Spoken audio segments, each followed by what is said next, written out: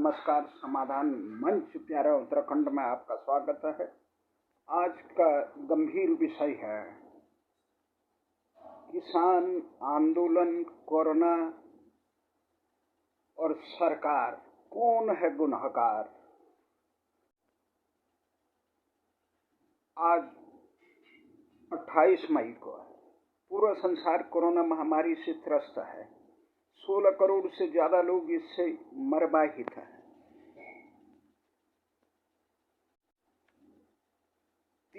35 लाख लोग मारे जा चुके हैं। भारत में भी लाखों लोग इससे मारे जा चुके हैं। कोरोना की पहली चपेट में अमेरिका आया, जो बुरी तरह से वहां 6 लाख के आसपास लोग वहां मारे जा चुके हैं। दूसरी जो लहर थी उसमें भारत आया, तो भारत में इस समय इतनी बेतहाशा से मामले बढ़े कि भारत सरकार ही नहीं, पूरा विश्व स्तब्ध रह गया। इसलिए रह गया कि कोरोना से, महामारी से देश में जो सीमित संख्या में चिकित्सालय थे, देश के शहरों में, ग्रामीण इलाकों में, तो भारतीय सरकार चिकित्सकों को भेज नहीं पा रही, क्योंकि चिकित्सक वहां जाने के लिए तैयार नहीं है, तमाम तनख्वाहें और वेतन मिलने के बावजूद।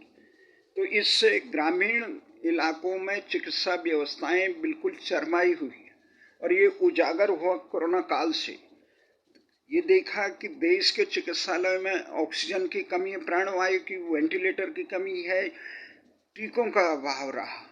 तो इसमें बड़ी रहा, तो इसे बचाव का एकमात्र महत्वपूर्ण साधन रहा कि लोग अपने घरों में रहे, भीड़ न करें। इसी के लिए सारे बाजार, कल कारखाने से लेकर शहर एहतियात की तरह तालाबंदी की गई। ये पूरा मई इसमें गुजरा। इस मई में महीने आते आते चुनाव निपट गया था। चुनाव पहले चरण के कोरोना महामारी में ये लगा कि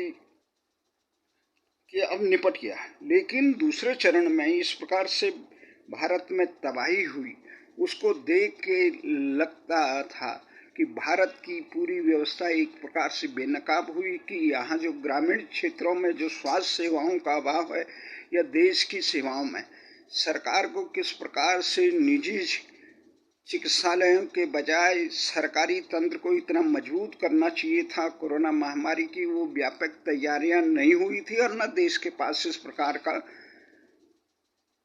ढांचा है, न सरकार इस प्रकार के कार्य अभी तक किए। तो इसे देखने के बाद यहाँ पे ये लगाया गया कि कुंभ से लेकर चुनाव प्रचार पे अंकुश लगना चाहिए था, और इसे केवल प्रतीकात्मक किया जाना चाहिए था, पर वो भूल हो गए थे। उसके साथ ही यहाँ पे किसान आंदोलन चल रहा था। किसानों की मांग थी कि सरकार न्यूनतम समर्थन मूल्य को कानूनी जामा पहनाए, और अन्य जो किसानों की मांग थी, बिजली और इत्यादि की, उनका समाधान करे।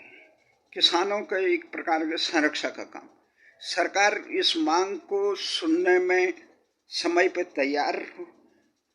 जब तैयार हुई, वार्ताओं का दौर चला, तो अड़ियल रुख हुआ कि भाई ये 3 कानून बंद करें। सरकार ये कहे कि जो विसंगति है हम दूर करने के लिए तैयार है, पर जिद्दोजहद में ये पूरा वो चल गया। कोरोना की दूसरी लहर भी आ गई, फिर भी किसान नहीं उठे, क्योंकि पूरे देश में महामारी है। अकेला आदमी कहीं पर बाहर बाजार निकलता है, उसे पुलिस का डंडा मार पड़ता है। बाजार बंद है, नहीं जा पा रहे हैं इधर उधर।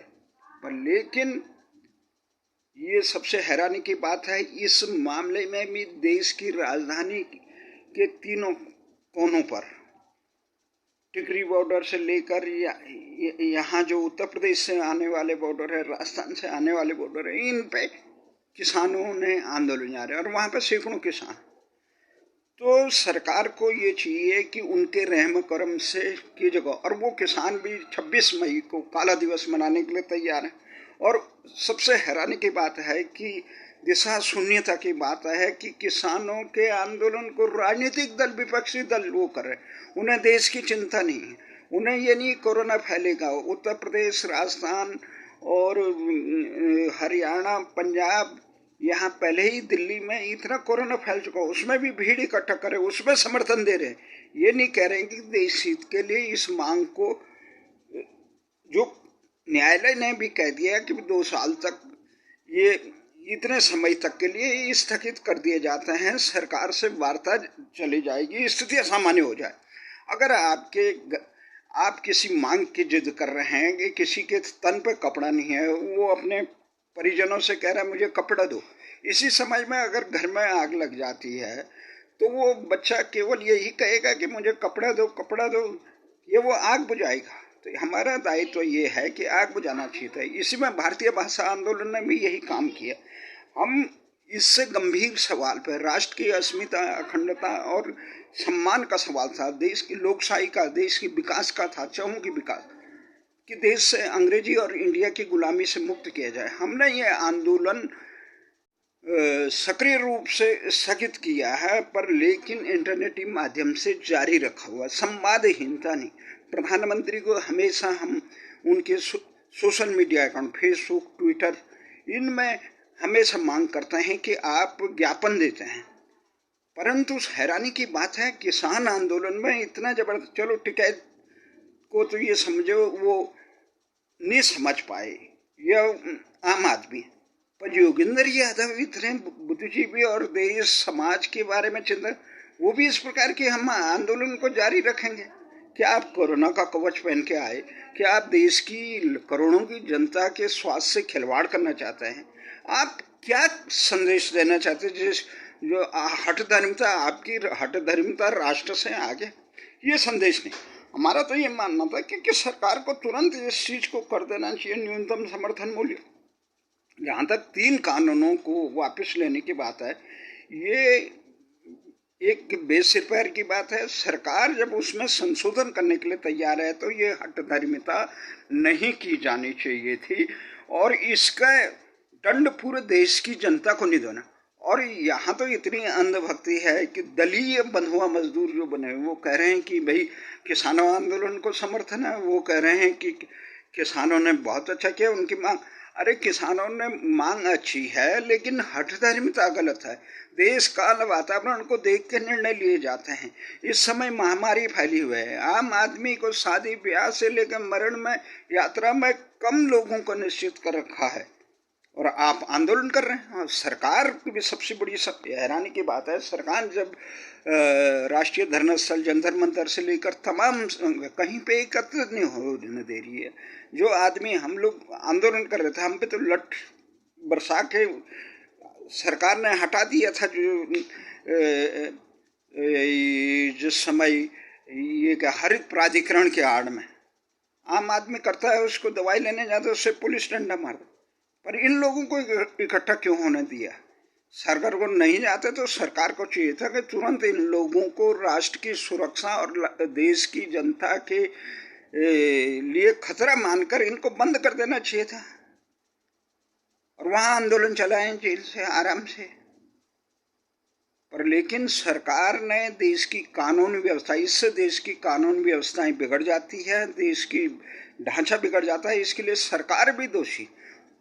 तो इस कानून से, इस आंदोलन से 3 चीज बिल्कुल साफ हो गई कि सरकार भी हठधर्मिता पे है। सरकार को चाहिए था कि न्यूनतम समर्थन मूल्य का कानूनी अमला-जमा पहनाते। उसके बाद, और ये जो विसंगतियां हैं इस 3 कानूनों में, कृषि कानूनों में, आनन फानन में जो कानून लाए जाते हैं, जनता से सलाह मशवरा किए बिना कब जनमत तैयार किया है, जनता का मार्गदर्शन है, जिनके हित में बनाया उनका वो करो। जबरन कानून नहीं थोपना चाहिए, बिना विचार विमर्श के और सलाह मशविरा के इस प्रकार के कानून को नहीं। जब उनका विरोध हो रहा था, और अब बन गए तो उसमें जो विसंगतियां हैं उसको दूर करने के लिए एक समिति बनानी चाहिए थी, और उसे दूर करे।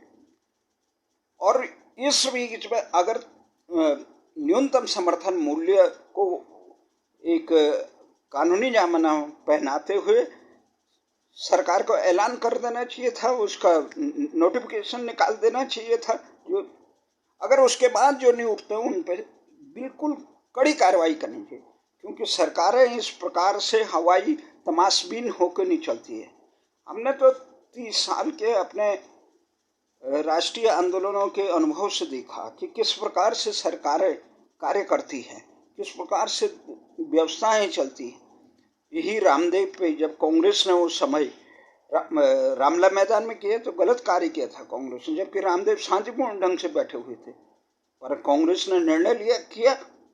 पर यहाँ तो सरकार ने, हमने देखा कि मंडी हाउस में विकलांगों ने जाम कर दिया, तो कई हफ्तों तक वो जाम चला, सरकार को कोई चिंता नहीं, लाखों लोग परेशान हुए, जबकि उनकी मांगों में तुरंत कार्रवाई करनी चाहिए थे या उनको उठा के जंतर मंतर पर रख देते, पर लेकिन लाखों जनताओं को परेशान किया ये सरकार का। उसके बाद हमने देखा कि ये शाहीन बाग में सरकार बिल्कुल निष्क्रिय रही।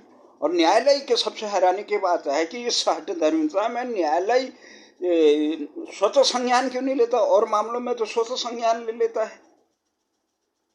बिल्कुल इस प्रकार से एक प्रकार देश का पूरी व्यवस्था बेनकाब हो चुकी।